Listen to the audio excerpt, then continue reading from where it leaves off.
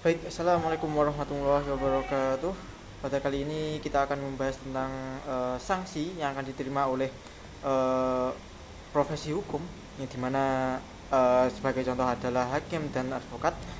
Nah, apabila seorang hakim tersebut melanggar kode etik dari profesi hukum, nah contoh dari pelanggarannya adalah sebenarnya kode etik profesi hakim itu ada berperilaku adil, berperilaku jujur, berperilaku arif dan bijaksana, bersikap mandiri, dan berintegritas tinggi. Nah, apabila seorang hakim tersebut tidak berperilaku adil dan jujur, maka dia termasuk ke dalam eh, pelanggaran kode etik, yang dimana dalam sanksi yang akan diterima oleh seorang hakim yang melanggar kode etik hakim itu ada tiga kategori. Yang pertama ada kategori ringan, sedang, dan berat, yang dimana dari yang pertama yakni tentang sanksi ringan itu terdiri dari teguran lisan, teguran tertulis, dan pernyataan tidak puas secara tertulis. Nah, sedangkan sanksi sedang itu terdiri dari penundaan kenaikan gaji berkala paling lama 1 tahun, penurunan gaji sebesar 1 kali kenaikan gaji berkala paling lama 1 tahun, penundaan kenaikan pangkat paling lama 1 tahun, hakim non palu paling lama 6 bulan, mutasi ke pengadilan lain dengan kelas yang lebih rendah, pembatalan atau penangguhan promosi.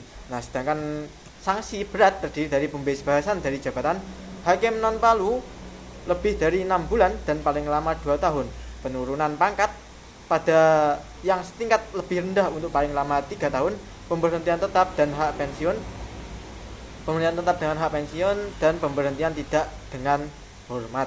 Nah, sedangkan kode etiknya ini yang perilaku itu yang pertama ada yakni tentang teguran. Teguran ini adalah ketika diberikan kepada seseorang hakim yang dimana pelanggarannya itu masih ringan dan masih dapat diterima. Nah, sedangkan ada peringatan, naik ke peringatan yakni ketika sengaja melakukan kelalaian seperti untuk menjalankan tidak menjalankan wewenangnya dengan baik. Nah, sedangkan ada naik lagi ketika peringatan tidak dielakkan, maka peringatan keras, maka sanksi ini diberikan kepada peringatan secara berulang ketika hakim mengabaikan peringatan yang sebelumnya.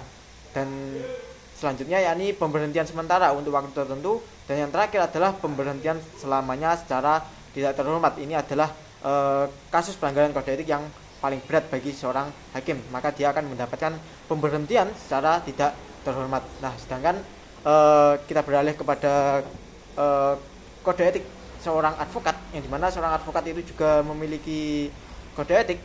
Dan sebenarnya sanksi dari yang diterima oleh profesi hukum dari hakim dan dari advokat itu tingkatannya juga sama.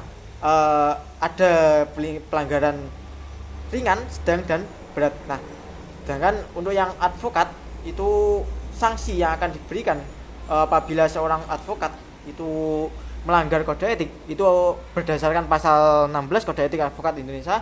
Ketentuan sanksi terhadap pelanggaran kode etik antara lain yang pertama adalah hukuman yang diberikan dalam putusan dapat berupa A. Peringatan biasa, peringatan keras, dan pemberhentian sementara waktu, dan pemecatan dari keanggotaan organisasi. Nah, sedangkan yang kedua, dengan pertimbangan atas berat atau ringannya sifat pelanggaran kode etik, advokat dapat dikenakan sanksi. Ada peringatan biasa bila mana pelanggarannya tidak berat, peringatan keras bila sifat pelanggarannya berat atau mengulangi pelanggaran tidak berat.